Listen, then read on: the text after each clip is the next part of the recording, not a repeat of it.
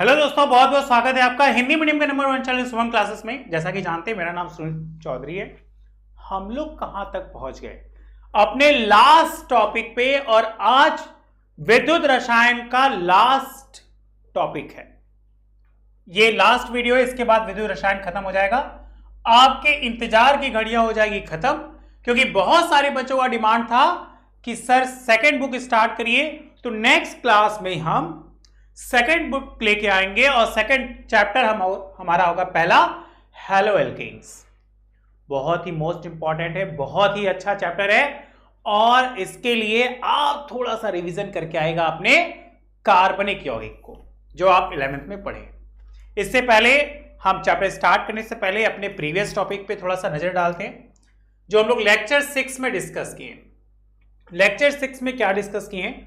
Kohlrausch का नियम। अगर हम कोलराउस के नियम की बात किए तो कोलराउस का नियम क्या होता है, कहां इसका अनुप्रयोग होता है, इससे हम वियोजन की मात्रा को कैसे निकाल सकते हैं, इसी के आधार पर एक क्वेश्चन आपको दिए थे होमवर्क में। कुछ बच्चे किए भी हैं, कुछ बच्चे नहीं भी किए हैं। तो बेटा ऐसा मत किया करिए।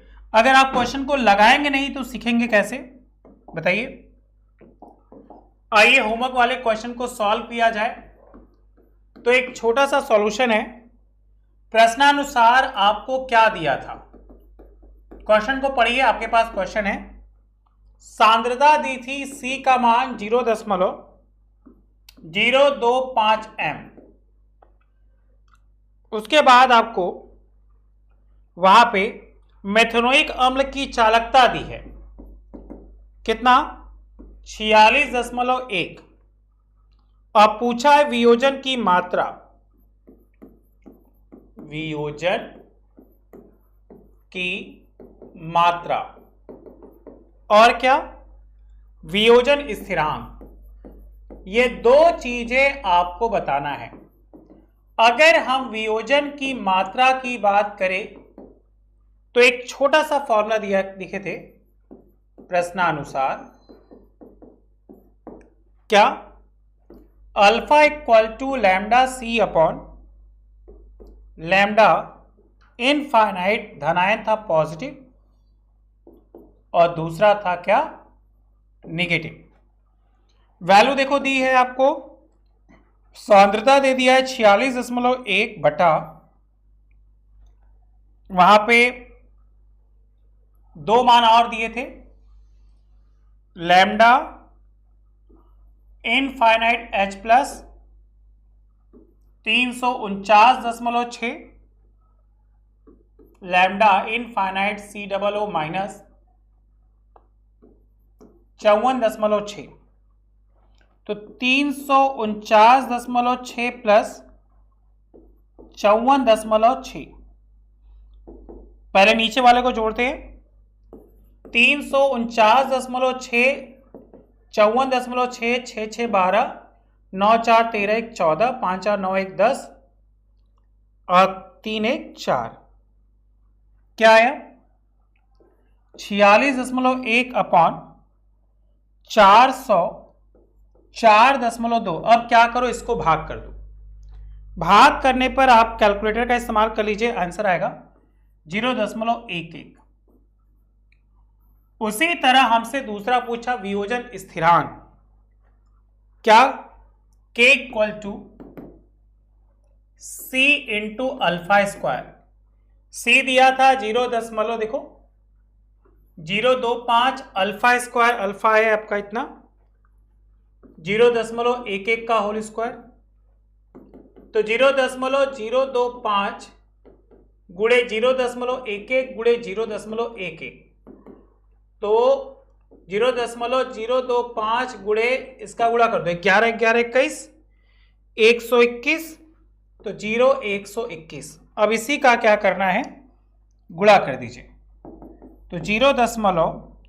कैलकुलेटर इस्तेमाल कर लीजिए बेटा, 3025 या 1 2 3 3.025 गुणे 10 पे घाते -3, ये हो जाएगा आपका आंसर। बताइए, अगर यहां तक आपको लगे समझ में आ रहा है तो यस सर में आंसर दीजिए। हम आगे चलेंगे। यहां तक मेरे बच्चों को समझ में आना चाहिए, क्योंकि अगर यहां तक समझ में आएगा तो हम जान लेंगे कि हमारे बच्चे बहुत अच्छे हैं, बहुत अच्छे से कर रहे हैं, उनको चीजें बहुत अच्छे से आ रही। ठीक है, चलिए कॉपी कर लिया होगा आपने। नेक्स्ट हेडिंग बनाइए तनुता का प्रभाव। अगर हम बात करें कि किसी भी अवघट में तनुता का प्रभाव क्या है, तो याद रखेगा इसका तात्पर्य है सांद्रता का घटना। किसी प्रबल वैद्युत अवघट में तनुता बढ़ाने पर आयनों की संख्या में कोई परिवर्तन नहीं होता, लेकिन इकाई आयतन के मध्य की दूरी जो है वो बढ़ जाती है, जिससे उनकी मोलर चालकता में कमी हो जाएगी। मतलब मध्य की दूरी बढ़ेगी, मोलर चालकता का मान क्या हो जाएगा, कम हो जाएगा। उसी प्रकार किसी दुर्बल अवघट में तनुता को बढ़ाने पर आयनों की संख्या में इकाई आयतन में वृद्धि होती है, लेकिन दुर्बल का पूर्ण आयनन अनंत तनुता पर होता है। अतः दुर्बल अवघट में आयनों की संख्या इकाई आयतन से अधिक होती है, अतः मोलर चालकता क्या होती है, बढ़ जाती है। बताइए, अगर इससे समझ में आ गया तो ठीक है, वरना हम आपको ग्राफ से समझाएंगे और उम्मीद करते हैं हमारे बच्चों को इससे ही समझ में आ जाएगा, है कि नहीं? बताइए बच्चा, जल्दी जल्दी जल्दी जल्दी आंसर बताइए, कमेंट्स करिए आप मुझे। हाँ सर हो गया, या सर इसमें कोई डाउट है? अगर इससे डाउट नहीं क्लियर हो रहा है तो मुझे टेलीग्राम। तो जैसा आप सभी को पता है कि पेंडेमिक के टाइम में आपके स्कूल रीओपन हो रहे हैं, और आप सभी को पता है कि कई बच्चे स्कूल जा रहे होंगे, कई बच्चे नहीं जा रहे होंगे, और इस समय पढ़ाई का माहौल उतना अच्छा नहीं बन पा रहा होगा और आपके डाउट भी नहीं सॉल्व हो पा रहे होंगे। तो जितने भी स्टूडेंट को ये समस्या है कि उनके मन में जो डाउट है वो क्लियर नहीं हो पा रहे हैं, तो उनके लिए अब अनअकैडमी बहुत ही स्पेशल फीचर लेकर आए हैं, आस्क का डाउट फीचर। अब आपके जो भी सब्जेक्ट में प्रॉब्लम आ रहा है, अब आपको कहीं भटकने की जरूरत नहीं है, क्योंकि अनअकैडमी 24/7 आप बिल्कुल फ्री में अपने डाउट पूछ सकते हैं। जितने भी स्टूडेंट देख रहे हैं, मैं आपको बता दूं, आपके जिस भी सब्जेक्ट में प्रॉब्लम आ रहा है, सबसे पहले उस क्वेश्चन का आप फोटो खींचो और क्वेश्चन को अच्छे से क्रॉप कर लो। क्वेश्चन को क्रॉप करने के बाद आपका जो सब्जेक्ट है, मैथ का क्वेश्चन है, साइंस का क्वेश्चन है, उसको सेलेक्ट करने के बाद थोड़ा सा वेट करोगे और फिर जो भी आपका डाउट रहेगा उसका वीडियो सॉल्यूशन आपको बिल्कुल फ्री में मिल जाएगा। मैं आपको बता दूं, आप दिन में पढ़ रहे हो, रात में पढ़ो, जब भी आप पढ़ो, जब भी आपको डाउट आ रहे हैं, तो आप 24/7 कहीं भी कभी भी बिल्कुल फ्री में पूछ सकते हो। डिस्क्रिप्शन में मैंने लिंक प्रोवाइड किया है। अगर वहां पर आपसे इनवाइट कोड मांगता है तो आप शुभम UP10 ये कोड यूज करोगे तो आप बिल्कुल फ्री में इस फीचर का आप लाभ उठा सकते हो और अपने डाउट को क्लियर कर सकते हो बिल्कुल फ्री में। टेलीग्राम पे भी कह सकते हैं, हम आपको टेलीग्राम पे भी बता देंगे। चलिए आगे चलते हैं। देखिए, ग्राफी निरूपण को समझिए। आपको कहा गया कि दो अक्ष है, एक अक्ष है हमारा एक्स अक्ष, ये,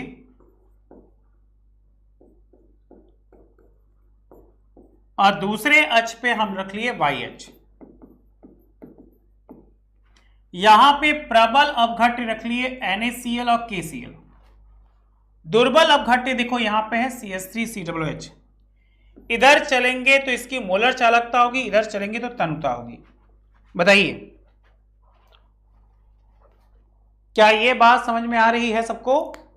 अगर किसी को कोई डाउट्स है तो प्लीज बच्चा मुझे मैसेज कीजिएगा, हम आपके डाउट्स को सॉल्व करेंगे। आगे यहां पे देखो, ये दूसरा ग्राफ है। अगर मोलर चालकता को समझा जाए तो एक पे हम उसकी सांद्रता ले लेते, ये हमारे एक्स अक्ष पर, और दूसरे अक्ष पर हम क्या लेते हैं, मोलर चालकता।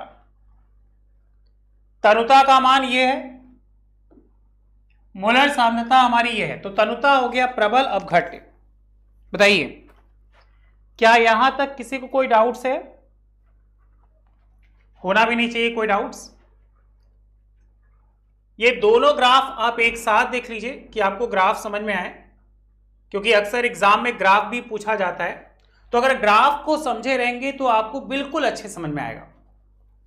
यहां जब मोलर चालकता और तनुता के बीच में ग्राफ होगी तो ऐसे बनाइएगा, और अगर मोलर चालकता और सांद्रता में होगी तो ऐसे बनाइएगा। मतलब उसमें लाइन ऊपर गई और यहां से ऐसे क्रॉस आया।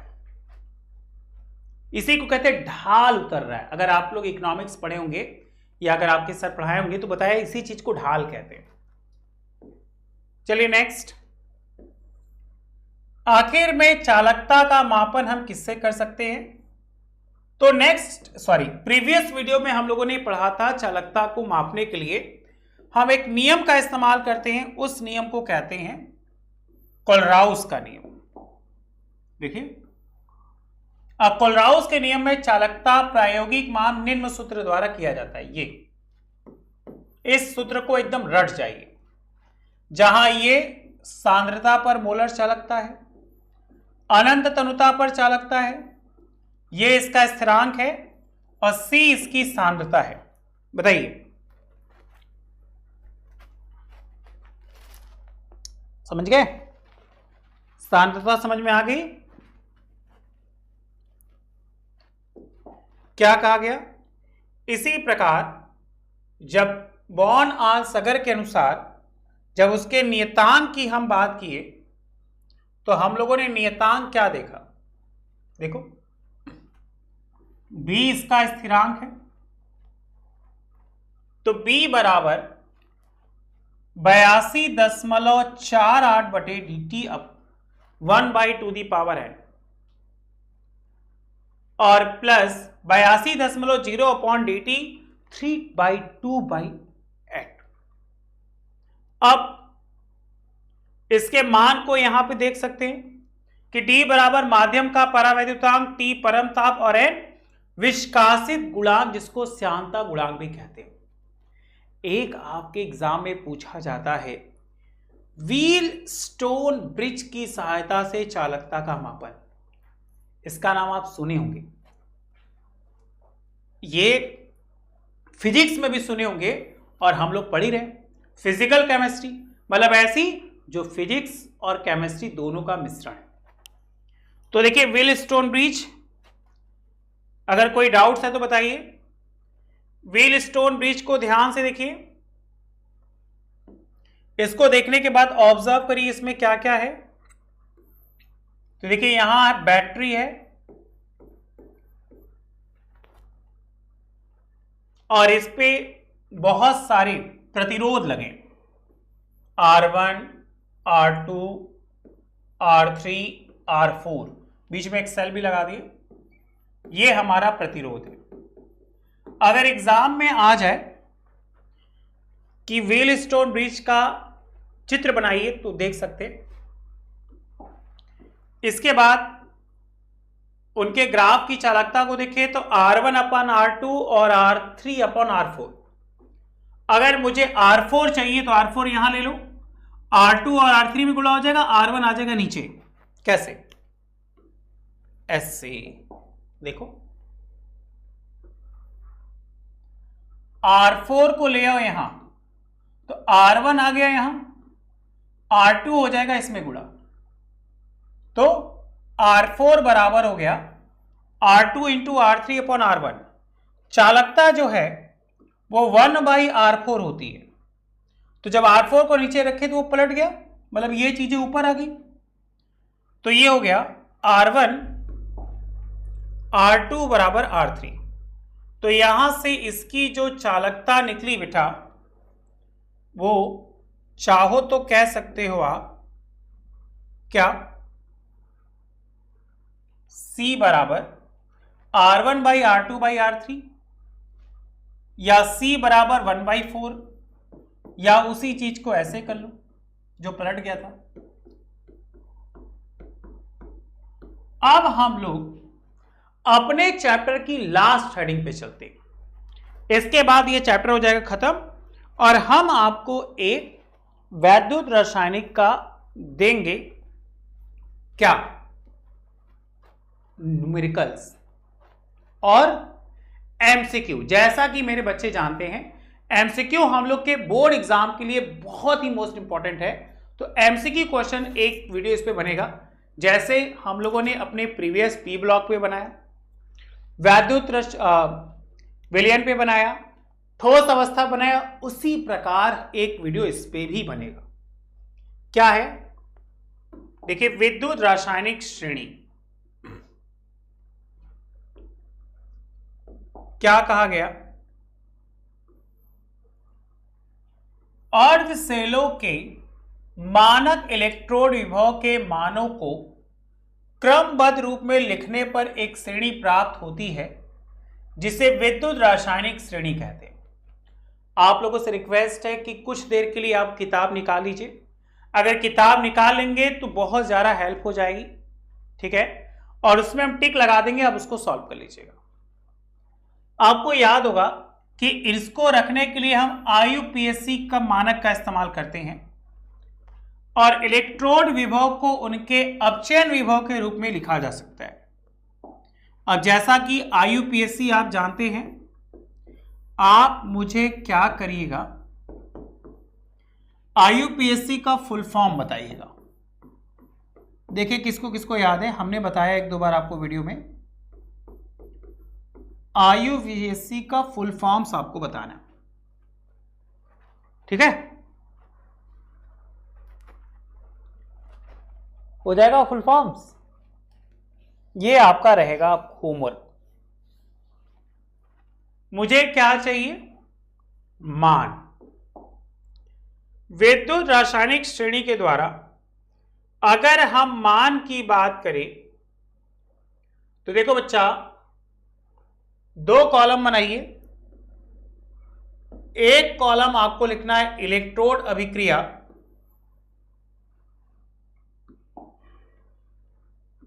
या अर्ध अभिक्रिया, और एक साइड लिखना है मानक इलेक्ट्रोड विभव, E0 सेल। अगर ये याद कर लेंगे तो आपके न्यूमेरिकल बहुत अच्छे से हो जाएंगे। कभी कभी न्यूमेरिकल में मान दिया रहता है, कभी कभी मान नहीं दिया रहता है, तो जिस भी न्यूमेरिकल में मान नहीं दिया होगा आप उसको यहां से याद कर लेंगे। जैसे सबसे पहला याद रखिएगा लिथियम। अगर लिथियम की बात करें तो लिथियम आयन से यह इलेक्ट्रॉन में टूट गया तो सिर्फ बचा क्या, लिथियम। अब यहां से इसका जो मानक इलेक्ट्रोड विभव का मान हो गया वो -3.04 हो गया। उसी तरह दूसरा है बेटा पोटेशियम, क्या, -2.92। तीसरा बेरिलियम +2, ये एक्वस सॉल्यूशन है, 2 इलेक्ट्रॉन जो गैस में बदल गया, क्या, -2.90। चौथा बच्चा स्ट्रांसियम +2, 2 इलेक्ट्रॉन घटकर क्या हो गया, Sr, -2.89। पांचवें पे कैल्शियम -2.87। छठवें पे सोडियम -2.71। सातवें पे मैग्नीशियम -2.37।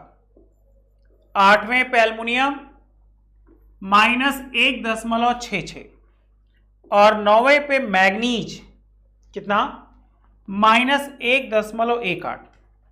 अब सवाल होता है सर इतने मान हम लोग याद कैसे करेंगे, तो 3-4 पे स्टार बना दे रहे, वो 100% एग्जाम में आते हैं।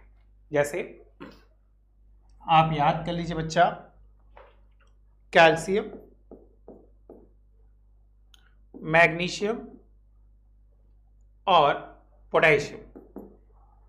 मैग्नीज तक 9 हुए। आपको याद रखना है ये बढ़ता क्रम है और ये विभव का, ऑक्सीकरण विभव का बढ़ता क्रम घटता क्रम। 9 तक हुए थे तो 10 नंबर हम लोग आते हैं H2O से। देखिए बच्चा, अगर 10 नंबर H2O की बात करें तो 10 नंबर हो गया ये, इसका मान -0.83। 11 नंबर जिंक के ऊपर स्टार बना लीजिएगा, ये आता है 0.76, क्योंकि कैथोड और एनोड की प्लेट में कॉपर और जिंक होता है, ज्यादातर ये आता है। उसके बाद 12 number chromium, 13 number iron. 13 iron important है, स्टार बना लो। अगर हम क्रोमियम की बात करें तो इतना, इसकी बात करें तो इतना। 14 पे कैडमियम -0.7। 15 पे कोबाल्ट -2.7। 16 निकेल इतना। 10 इतना और 18 लेड। चलिए लेड तक कॉपी करिए बेटा, दोनों साइड बना लीजिएगा। एक तरफ ऑक्सीकरण क्रम है, दूसरी तरफ अपचयन क्रम है। बस अगर आप चाहोगे तो ये चीजें आपके क्वेश्चन बैंक में भी दिया होगा, ये चीजें आपके पी बहादुर की बुक में भी है, ये चीजें आपके एनसीईआरटी बुक में है। जो इंपॉर्टेंट था हम यहां बोर्ड पे लिखवा दे रहे कि ये चीजें आपको याद हो जाए, और यही हम लोग के बोर्ड एग्जाम में पूछी जाती है। चलिए 18 के बाद हम लोग बात करेंगे 19 की। देखिए बेटा 19 नंबर पे कौन है? 19 नंबर पे है आयरन, मोस्ट इंपॉर्टेंट। आयरन का हो गया इतना। उसी तरह 20 की बात करेंगे तो 20 पे हाइड्रोजन है। हाइड्रोजन का याद रखिएगा, यही एक ऐसा होता है जिसका मानक इलेक्ट्रॉन वो कुछ नहीं होता, इसको जीरो मान के चलते हैं, और यही एग्जाम में अपवाद के रूप में पूछ लेता है। कॉपर तो देखिए होंगे, तो कॉपर के ऊपर भी स्टार बना दिए, कॉपर भी अक्सर आता है। हम लोग न्यूमेरिकल लगा रहे थे, उसमें भी आया था। 22 नंबर पे ऑक्सीजन 0.401। 23 नंबर पे आयोडीन इतना, और 24 नंबर पे Fe+3, ये इंपॉर्टेंट है इतना। 25 नंबर पे मरकरी, मरकरी भी इंपॉर्टेंट है। जल्दी से 25 नंबर तक कर लीजिए, जितनी जल्दी करेंगे उतनी जल्दी क्लियर होगा, उतनी जल्दी हम लोग आगे चलेंगे ना। ये विद्युत रासायनिक श्रेणी की लास्ट है, इसके बाद हमारा विद्युत रसायन खत्म और हम लोग स्टार्ट कर देंगे सेकंड बुक। क्या चैप्टर? Halo alkane. बताइए समझ में आ रहा है? चलिए 25 के बाद हम लोग बात करेंगे 26।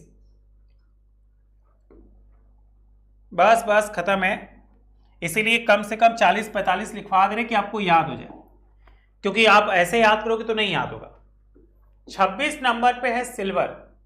सिल्वर इंपॉर्टेंट है, याद रखिएगा, +0.80। 27 पे Hg+2 0.35।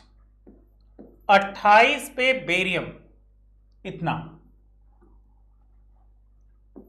29 पे मैग्नीज इतना। 30 पे ये ऑक्सीजन। 31 पे प्लैटिनम। 32 पे क्रोमिनम। बताइए क्या 32 तक समझ में आ रहा है? बस बच्चों खत्म है, इसीलिए कुछ विद्युत रासायनिक श्रेणी हम लेके आए थे कि हमारे बच्चों को समझ में आ जाए और हम लोग आगे चलेंगे, ठीक है।